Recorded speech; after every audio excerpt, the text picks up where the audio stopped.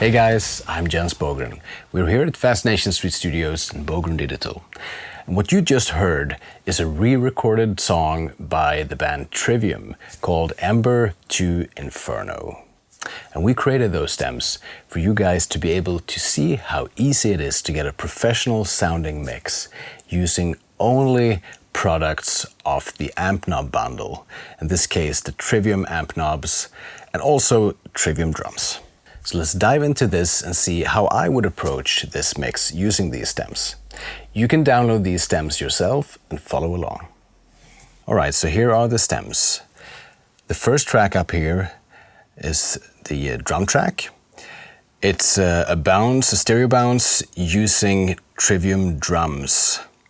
Alex Bent's own signature drum instrument. For you who don't have this instrument, you can use the bounce. If you do have the drums, I would encourage you to use the MIDI instead. That's what I'm gonna do. Then we have a bass DI track. It's quad-tracked rhythm guitars, 1 left-right, 2 left-right. And then we have some lead guitars, some extra leads and solos. And then there are readily mixed vocals and keyboards, because that's not what this mix is gonna focus on. Okay, so let's listen to those drums, shall we?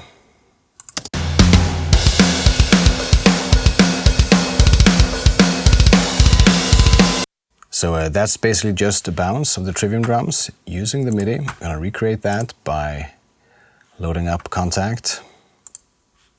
This is the free Kontakt player version. You don't have to buy any extra software or anything if you get the Trivium drums. Let's load this up.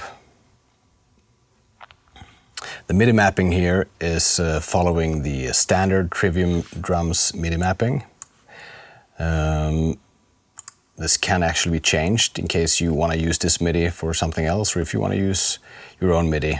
We have a whole set of different MIDI mappings. Okay, let's listen to this.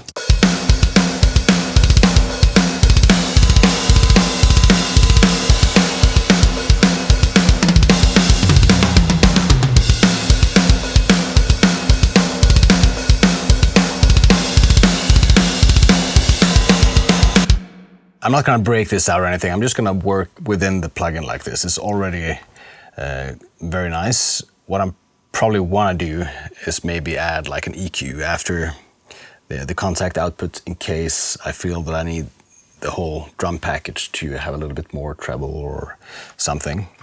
Let's listen to the bass.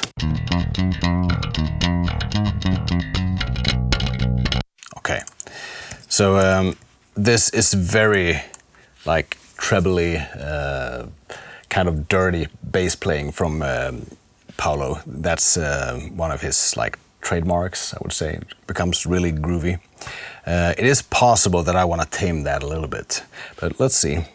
That's just a DI. We're gonna put an amp on and let's use the Trivium bass knob. The Trivium bass knob has 2 channels, so to speak, the drive channel and the clean one.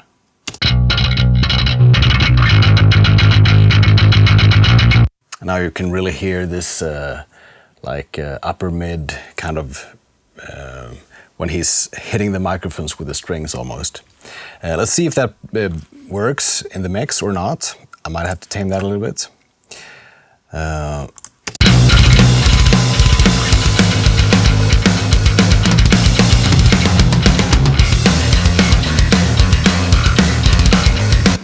Probably not actually. It sounds, you know, like it doesn't disturb once you get all the treble from the other arrangement in there. Okay, let's proceed quickly. Let's just put this up before we start to massage it into the mix. So we have 4 rhythm DI tracks. I'm gonna treat them as 2 pairs. Usually, I feel that the most important thing when you do like quad-tracked guitars is to have a different cab for the second pair. Because if it's the same cab, you kind of get the same resonance builds and it will be, I don't know, just not sit as good.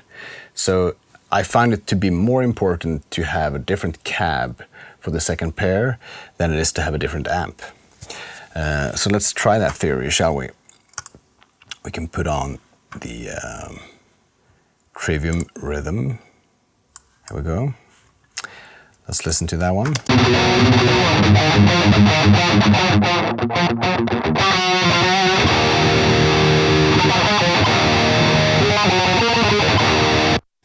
So this one has 3 channels actually, or boost levels as I like to call it.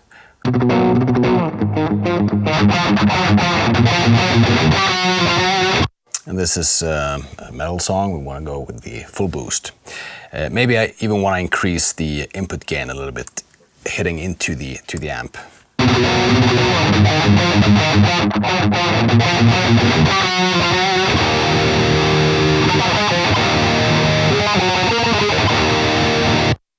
Something like that. And then I'm going to copy that over to the second pair. Let's listen to how that works. I'm going to group the rhythms.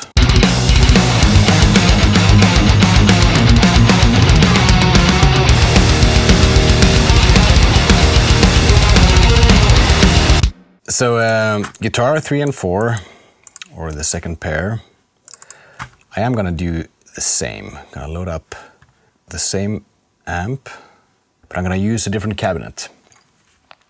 So if the default here is the cab 1, which is like the modern cab, I'm going to use the vintage cab for the second pair.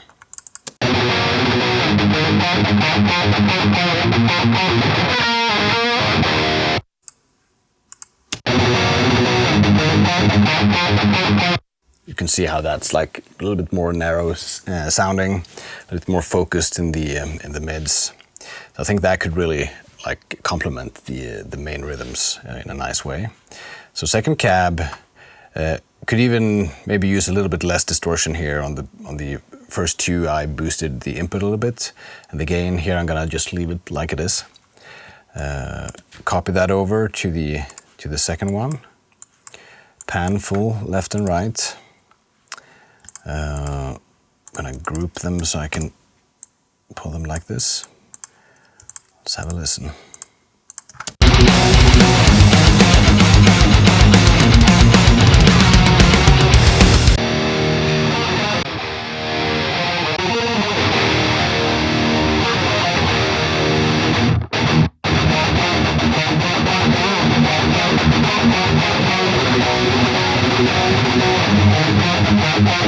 Okay, so together they become quite a wall of sound, and that fits the track quite good. Sometimes if they would be like 100% unison, I would just listen for the sound and maybe definition and decide the levels. Here, guitar 3 and 4 are playing some harmonies to the mains, so my balance will have to be like a compromise here a little bit to find the both the best balance in terms of sound, but also the important balance in terms of harmonies. If that can't coexist, then I would have to go in and automate all those points where they play the harmonies. But let's try like this. So far I have done nothing but just loading these up, more or less default settings, except for the second rhythm pair where I choose cab 2. For the bass, I choose the drive channel. For everything that is where the bass needs to sit with the guitars, I find that channel to work the best. It's a pretty complex chain that I've recreated digitally from one of the common chains that I use in my own productions for metal music. Let's go back to the Trivium drums here. I forgot to show you this, but now everything is completely default.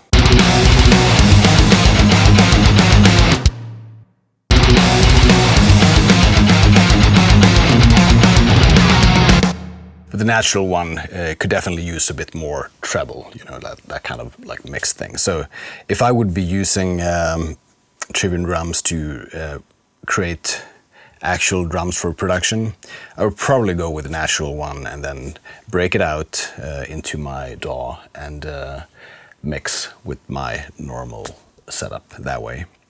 Then I would have like a really good starting point. If I do it like this, just using the stereo out from Trivium drums, I would probably go with the processed one.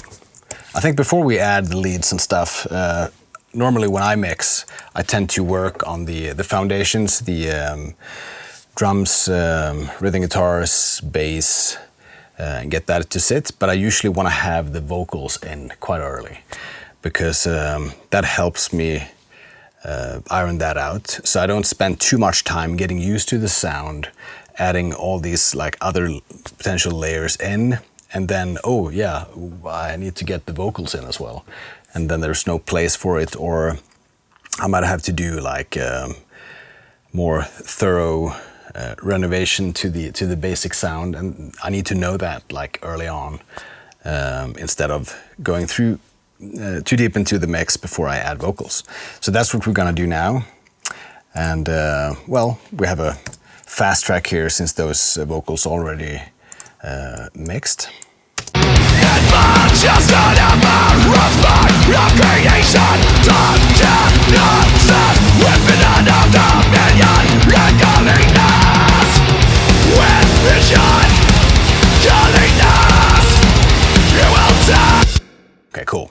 So if I would actually get this into something releasable now, then I would start to do a few things. So far I have nothing on here. I have no EQ, there is no like master processing or anything. So I might want to add that. Maybe like an overall treble lift or something, that kind of usual stuff that you would have to do to make something sound like a CD.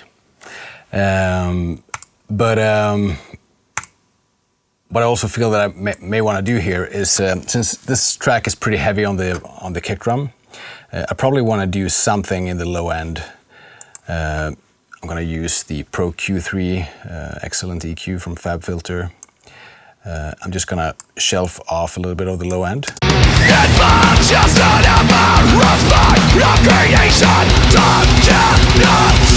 with an dominion, calling us with vision, calling us. You will take all you will know, because that leaves a little bit more room, doesn't get too boomy. It sounds good in my studio speakers here, even if I don't have this on, but in the like more consumer-based system or in the car or whatever, it will get too boomy otherwise here in this context with this style of playing. So I'm going to do that. I could also do something dynamically here. I could do this shelf and add make dynamic, and that will actually make the EQ take off more low end as soon as there's high intensity in the low end, meaning that as soon as the kicks start to play fast. Just an ember of creation, with an dominion, calling us. That's a pretty neat trick. It could also be done with a tool where you have a little bit more control, like the Pro MB or something. Multiband kind of compression. I could maybe also hear a little bit more treble on the whole rhythm package here. Just an ember of creation, with an dominion, calling us with vision, calling us. You will take all you will know, in evolution's inside. It will burn up from obstacles, changing a position to cut alive. Something like that. Pretty small differences maybe, but that's usually how I work. I never solo listen when I EQ stuff like this. I always hear it in the mix, figure out what I want to do, and do it.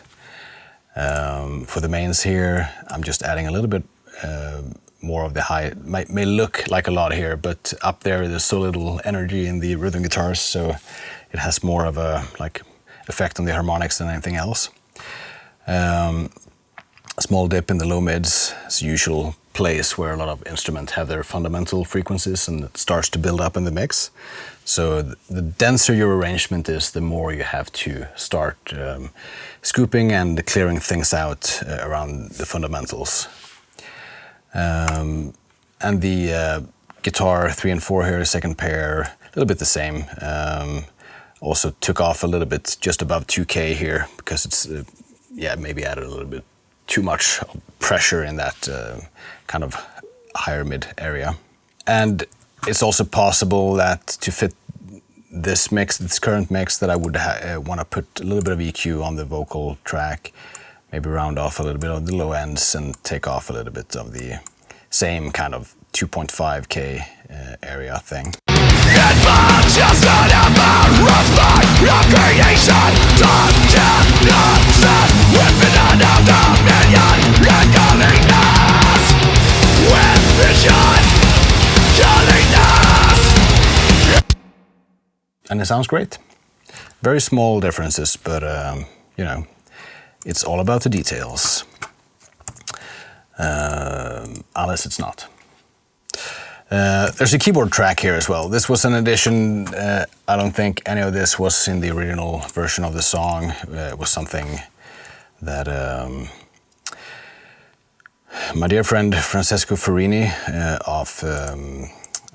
from Flesh God Apocalypse helped us with to get some spice into this track and just, you know, add a little bit motion and movement, especially since we're using it as a promo song for the pack. We wanted to engage the song a little bit. And that's also a mix stem already here. Not so much to do, probably more than added into taste.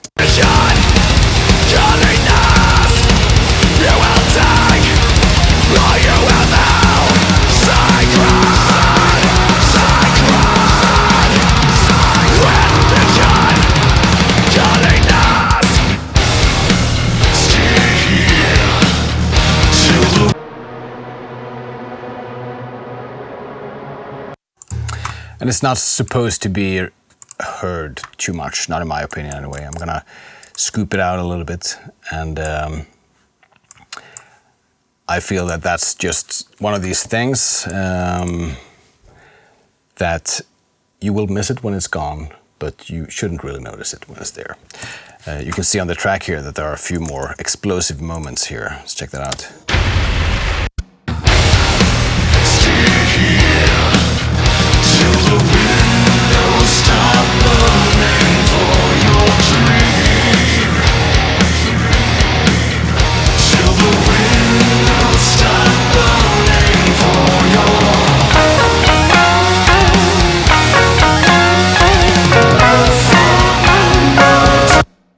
We have some nice DIs coming through. Okay, let's check those out, shall we? There are some lead guitars, 4 of them, pretty dense arrangement if you ask me, coming in here on the chorus of the song. What I tend to do when things add on to the arrangement, the mix will not become great if you just add things as they come along.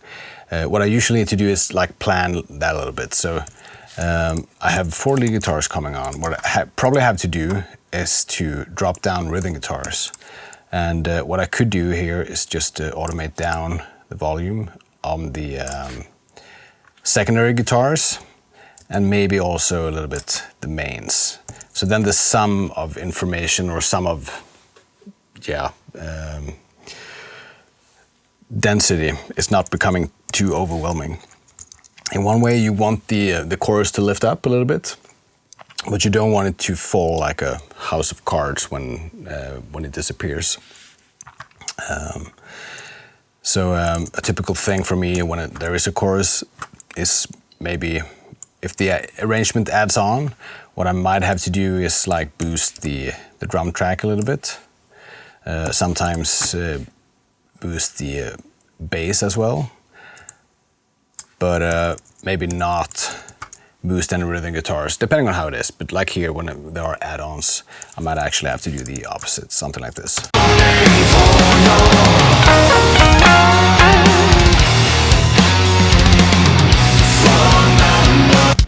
And then we're gonna mix in those lead guitars. I'm gonna use the lead knob. The very first plugin from Bogren Digital that is focusing entirely on the lead sound. We can use the mono to stereo version of it. Ampknob Trivium lead, mono to stereo. What that will do is that it will create two channels on the output, and then we can utilize the pan here to stereo place each of those leads, and then the delay, the output on the delay, if I put the open here, I can set that, and if I want to have like a ping pong delay between left and right, that will still be stereo, even if I pan the dry signal, so to speak, or the actual guitar signal. So that would be maybe the prime example for this. As soon as you want to utilize the ping pong, that's actually disabled if you're not having this mono to stereo kind of plugin. In some DAWs, that's like default is always stereo output, like I think Reaper or something. That and Commodore 64, I think. But here in Pro Tools, you would have to like actively choose that, since it's a professional DAW. Okay.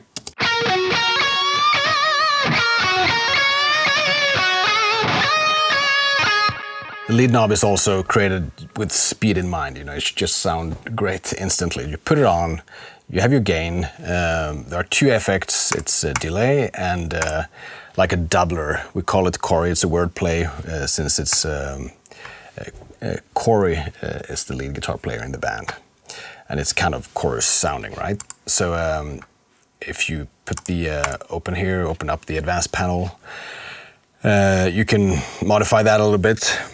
I think that's a pretty cool effect, the doubler thing.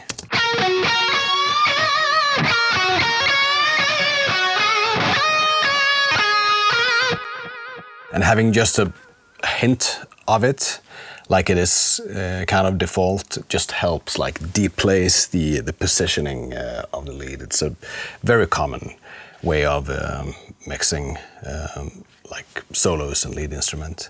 If you listen to the Trivium albums, those guys are using that effect a lot, maybe more than our default here. And then the delay. Let's just do like a basic mix of this. I'm gonna copy over the plugin to the next channel.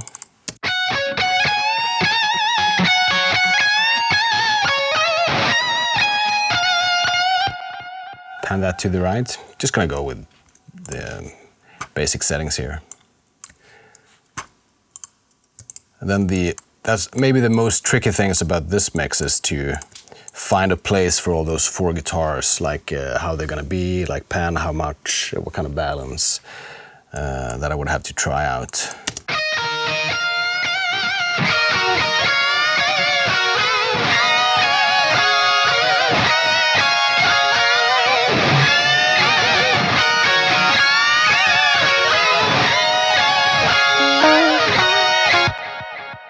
And the fourth one.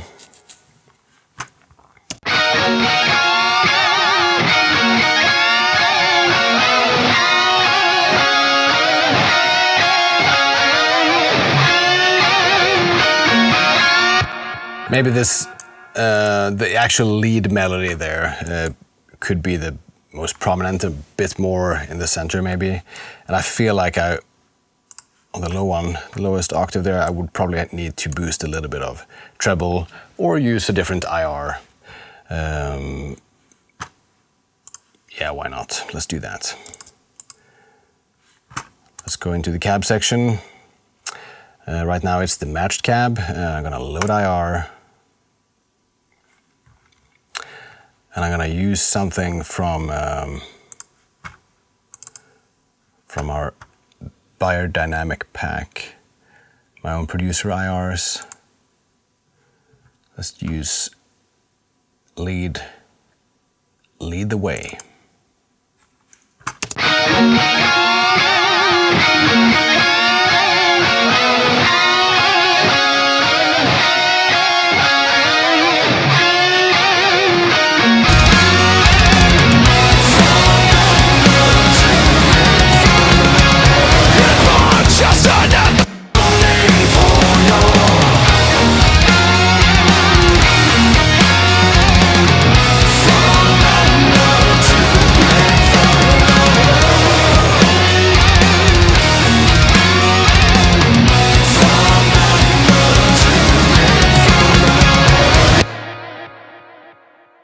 Okay, cool. I'm gonna change that IR again into creamy donut.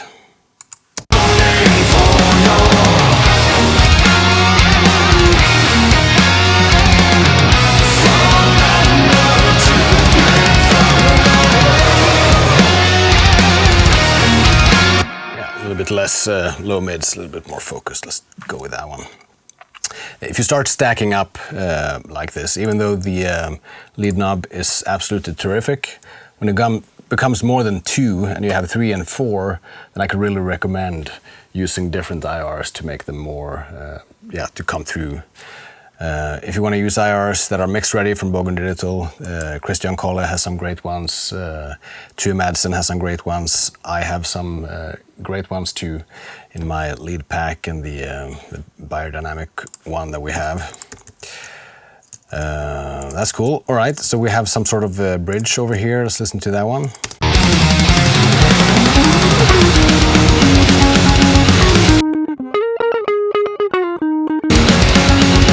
Okay, so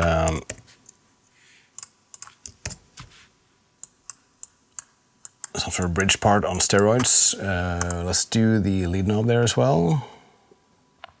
We don't have to do that. We can use also the rhythm one and do whatever. But the lead knob is designed to have that like mids, the creaminess to complement rhythm guitars.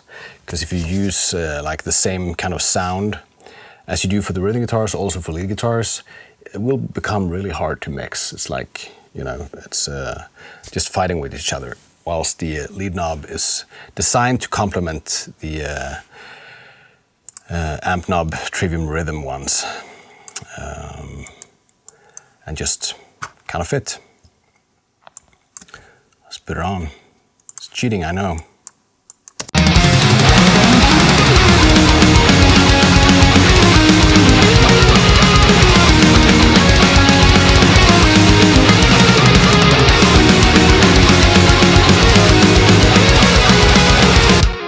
Sounds great.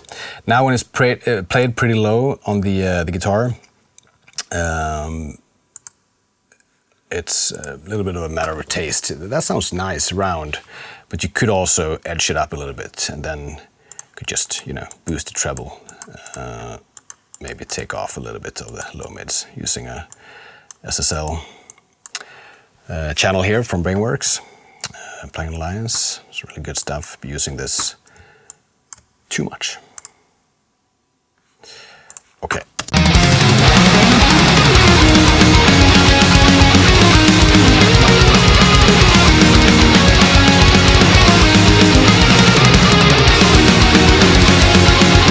Sounds great. I'm personally a really big fan of this kind of like hoarse sound that the lead knob offers. It just, yeah, it gives them a character that I personally enjoy. But we also have a proper solo here at the end. Chorus solo, it says. Let's listen to that.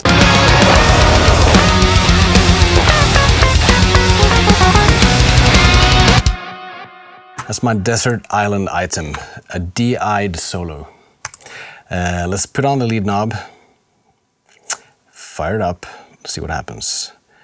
Mono to stereo version. The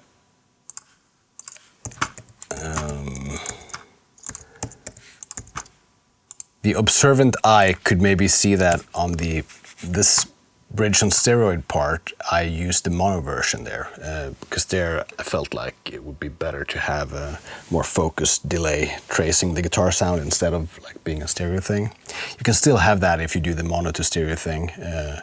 It's in the settings menu where you switch between ping pong off and on. That will still, like the delay, will follow your pan setting inside the plugin. But here I didn't, I choose the mono one, and here on the solo I go back and choose the mono to stereo because I kind of like stereo delay on solos, sometimes even a mixture of it, like one delay in the middle with a certain time signature, and then on the sides, and then make sure that none of these three has like a delay length that would clash at any point, depending on the feedback.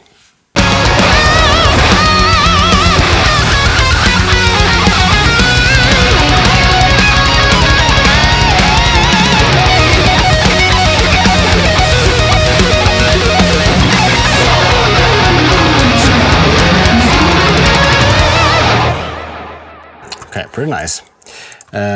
For this one, I might actually put on something to hold back the mids a little bit. I'm gonna use the C4, a good old C4 multiband compressor.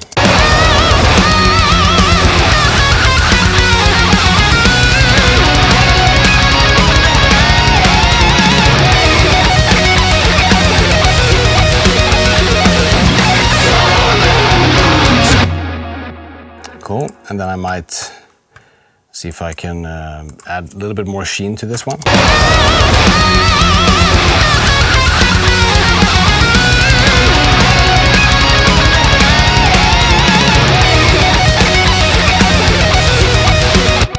Something like that, and then I'm gonna go a little bit more crazy with the effects on this one. Let's open it up.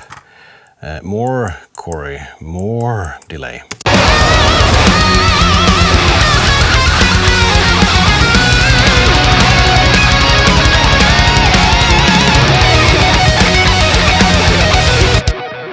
The only thing it needs now is my standard solo trick. Well, not much of a trick maybe, but I tend to always lower drums a little bit during solos and rhythm guitars. Usually keep the bass where it is, but rhythm guitars and solos, drop it down a little bit during a solo. And I guess my main reason to do that is, well, to give more focus to the solo, of course, but also that in like a volume context, when you master a metal song or a rock song, usually the solo would be the place where the master distorts, and it kind of sets the your maximum range there. So with that in mind, also, like if there is like a tom part playing on the toms or something, I try to think ahead what kind of issues I might run into when I master this and the band asks for a louder master or whatever. So for the sum of the RMS to not overwhelm the mix, I tend to do these moves a little bit. Kind of subtle, like the rhythm guitars maybe down a dB, drums maybe down 0.8 or something like that.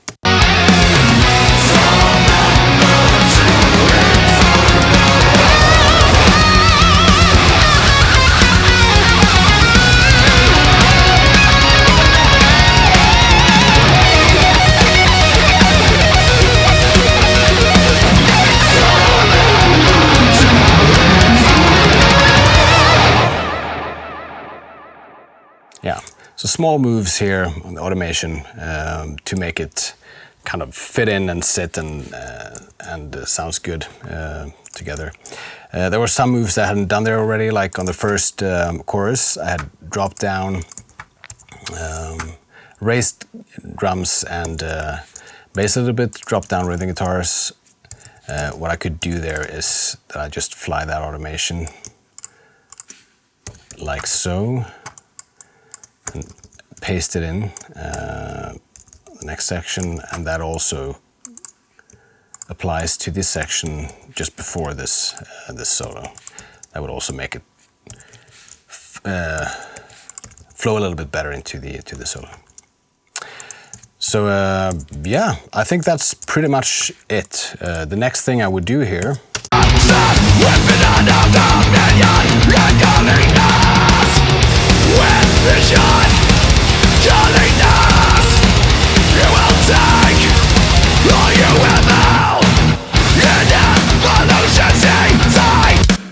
The next thing I would do here is maybe do some small moves, automation moves here and there. The vocals have already been like mixed, so there's tons of automation there, like, you know, on a word letter bass on parts. Some of the drums maybe, if I would have broken this out, maybe I would go through and make sure that all the toms are heard. But this is such a good recorded and well mixed drum kit already, so it's like everything can be heard pretty nicely already. What I also could do here, I could print this, you know, and get it onto mastering, but I could also, like, already within my mix, maybe put on a master track here as it works in Pro Tools, choose this output, so I get the whole mix here, and then put on maybe some little bit of like the SSL glue kind of compression thing, and then maybe reference listen to something and probably find out that, yeah, I'm a little bit on the low endy side here maybe, and I need to get a little bit more treble. Maybe there is something I can do about the stereo image. I'm usually pretty cautious about that because it can create more issues than it seemed to solve at the moment. But maybe a little bit like sometimes I would use some MS EQ for that purpose as well, to like widen the highs more than the rest in the mix. Maybe tame the stereo width of the lows a little bit. Depends. But broad strokes, this is kind of, you know, it doesn't have to be more difficult than this to get a really good fundamental mix of your drums, bass, rhythm guitars and leads. So yeah, I encourage you to check these stems out and try this out for yourself. We have demos for all these products except for the Trivium drums, unfortunately. So find the stems and the products linked below. See you.